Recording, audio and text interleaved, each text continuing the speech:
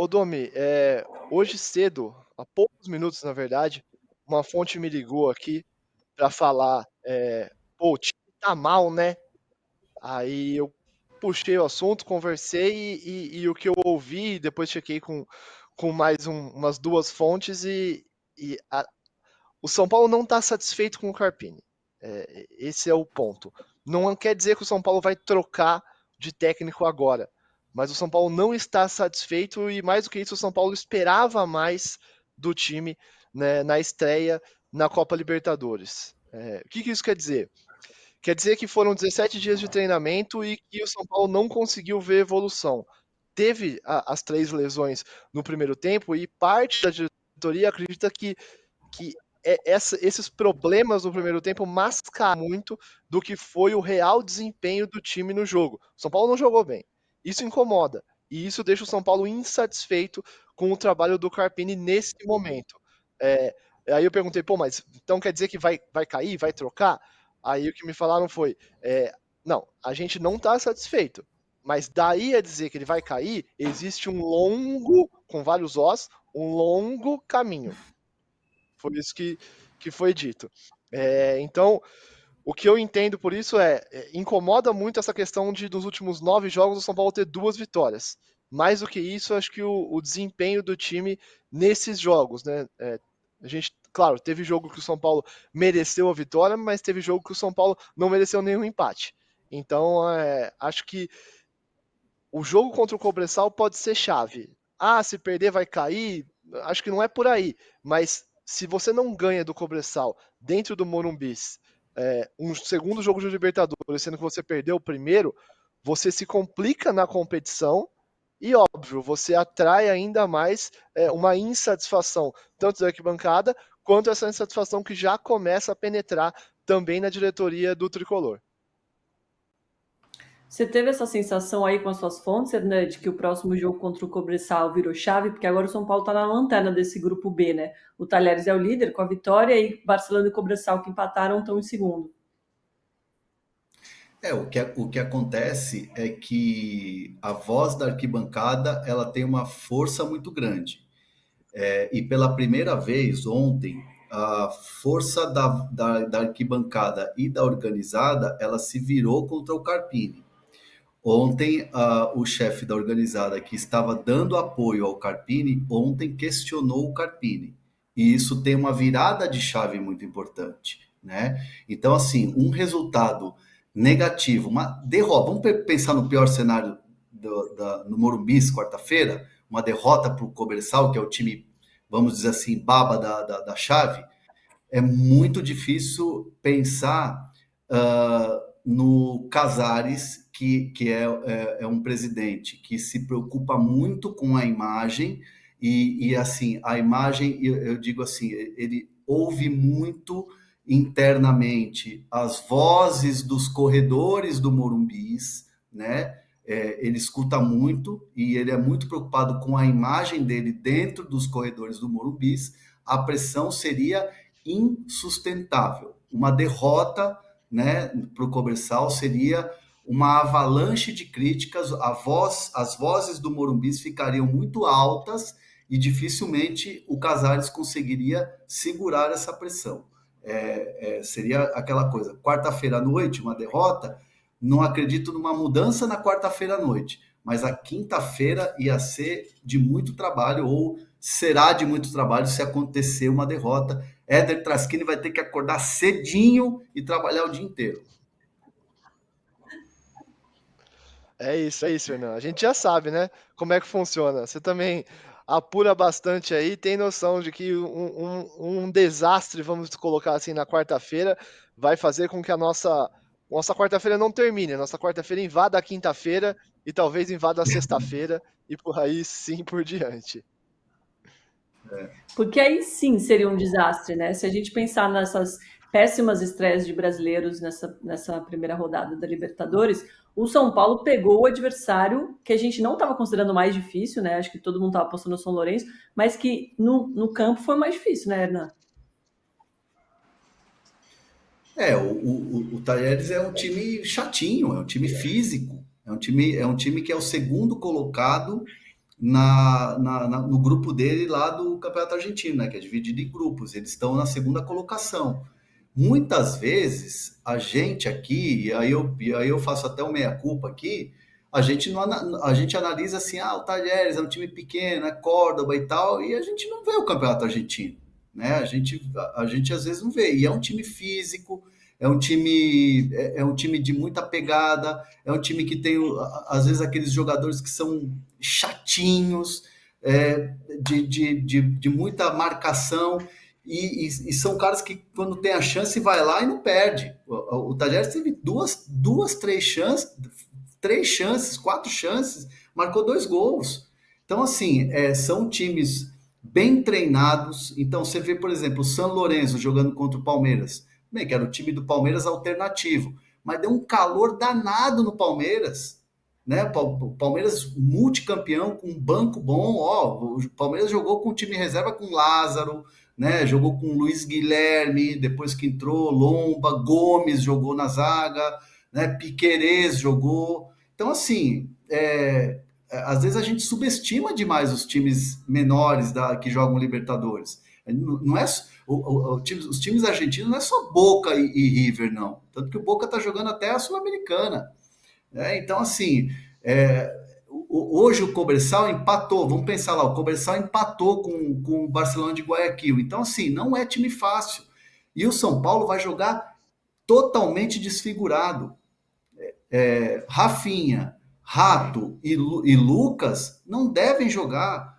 Vamos botar o Caleri como dúvida, tá? É que o Caleri é muito guerreiro, ele vai fazer de tudo para estar em campo. Mas vamos colocar hoje como dúvida. Então, assim, o São Paulo vai esfacelado para esse jogo, vai desfigurado para esse jogo. Vamos ver, é difícil. Vai ser a batalha do Morumbis. E a gente tem mais um vídeo do PVC aqui tentando explicar por que foi tão ruim essa estreia dos brasileiros nessa primeira rodada. Melhor. Domi, por quê? Por quê? Por quê? Por que o Brasil teve o pior desempenho em primeira rodada de Libertadores em toda a história? Bom, vamos separar. História moderna da Libertadores, porque desde 2016, quando o Brasil passou a ter mais do que 5 representantes, é a primeira vez que há só uma vitória brasileira. Aliás, a segunda. Em 2018, este recorde negativo foi igualado. Em 2018, só o Palmeiras ganhou do Júnior de Barranquilla, enquanto o Cruzeiro, Vasco, Grêmio, Corinthians e Flamengo não venceram. Dessa vez, só o Atlético venceu. Isso tem muito a ver também, como o Perrone disse ontem, com a nossa expectativa. Tem a ver com, como vocês disseram ontem, com o fato de não ser fácil jogar Libertadores, mas tem uma outra coisa, né? Quando sai o sorteio dos grupos, a gente só fala de altitude, as pessoas só falam de altitude, param de olhar para refletir sobre a qualidade do adversário. O jogo do Talheres com São Paulo foi exatamente isso. O Talheres tem um time que é segundo colocado do Campeonato Argentino, no seu grupo, então é um adversário difícil. Foi o que se viu no jogo Talheres em São Paulo, foi o que se viu no Grêmio contra o Strongest. Não é porque a altitude, o Strongest não perde a 9 jogos contra brasileiros, mas no ano passado o Internacional ganhou do Bolívar na altitude. Então era possível ser melhor. Fato é que só em 2018 e em 2024, só 2 vezes o Brasil teve apenas uma vitória em 7 jogos na primeira rodada. Sempre lembrando e separando que desde 2016 é que o Brasil tem mais do que 5 representantes, né? Até 2016 eram no máximo 5 representantes, aí é diferente. E mesmo assim, em 2015, 14, 13, 12, o Brasil ganhava mais do que uma vez, pelo menos 2 vezes na primeira rodada. Um pequeno fiasco aí, né? Recebemos um superchat, né? Não consigo falar o nome da pessoa porque está em japonês. Acho que até você já mandou um superchat pra gente, né? Você quer falar, Hernan? Não, pode ler o superchat, depois eu quero dar uma informação que é importante também. Não, mas não é Sirene, tá? Boa. Tá. Pena. Ele diz o seguinte: o time não joga nada faz tempo e a culpa é do Rames. Cadê a cobrança pelo Pablo, que joga na seleção? O que o Lucas, Rafinha estão fazendo? Por que cobram o Rames? O que eles fizeram hoje? Foi mais ou menos isso que ele quis dizer. E o tricolor do Morumbi está aqui, ó. Bom mesmo é o Lucas, que só fica no DM, porque ninguém fala nada sobre isso. Pois é, a terceira vez, né, que o Lucas se machuca. Vou emendar vários assuntos numa pergunta só. Tem essa questão do Rames, tem o Lucas no DM e tem essa info que você quer falar. Então, o Lucas, todas as vezes que ele jogou aberto, ele teve essa lesão. E ele fala que a lesão que ele sentiu foi mais ou menos a lesão que ele teve no Allianz, quando ele teve aquele 5-0 do ano passado do Campeonato Brasileiro, que ele ficou quase 2 meses, né? Então, ele fala que foi similar. Vamos esperar o exame médico aí que ele vai fazer agora no fim da manhã, deve estar fazendo por agora, para ver qual que é a gravidade, mas a tendência é ficar mais de mês aí. Então, é muito difícil pensar ali no Lucas Moura aí próximo, né, de estar de volta. A questão E ele perdeu da cornetada. 15, 42 jogos. Então, é pouco, né? Ele ficou bastante no DM, mas é um jogador que, para mim, ele tem que estar, até por ele ser um jogador de explosão, de velocidade, ele tem que estar no meio, ele não tem que ser ponta. Eu acho que ponta é Ferreirinha, é Eric, né? Para voltar para marcar lateral, ele tem que estar muito bem fisicamente. E a sequência de jogos, principalmente agora com quarta e domingo, Libertadores, Copa do Brasil que vem aí, que o São Paulo vai estrear agora na Copa do Brasil e Brasileirão, você tem que segurar, você tem que fazer um plano especial pro Lucas. Não adianta. Rafinha é a mesma coisa. E o Rafinha ontem foi uma pancada. Não dá para colocar na conta do DM, não dá para colocar na conta da preparação física. É pancada. Às vezes o torcedor às vezes não entende. A mesma coisa do Rato. Pô, o Rato de novo no DM. Cara, tomou uma pancada. É difícil. Do Lucas é muscular, sim. Tem que se investigar, tem que se fazer um plano para ele, tem que entrar o DM, a fisioterapia, tem que se cobrar o refis, sim. E eu queria falar do Alisson, que ontem teve uma atuação abaixo. Eu vi muita cornetada no Alisson, que normalmente joga bem, tem uma regularidade. Muita gente não sabe, mas o Alisson testou positivo para influenza dias atrás. Então ele ficou muito abatido, teve essa influenza, tratou, se recuperou, mas ele estava ainda muito abaixo fisicamente. Então, assim, ele perdeu muitos treinamentos por causa da influenza.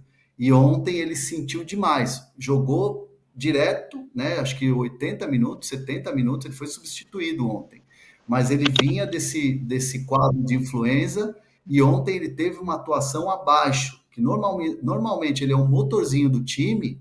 Ontem ele não teve uma atuação boa, vi muita cornetada pro Alisson ontem na rede social, e aí eu fui perguntar hoje de manhã se o Alisson estava lesionado, se tinha sentido alguma coisa. Me contaram que ele teve um quadro de influenza que atrapalhou demais o rendimento ontem no jogo. Boa, Hernan, perfeito. Éder, obrigada pelas informações de bastidores, até breve.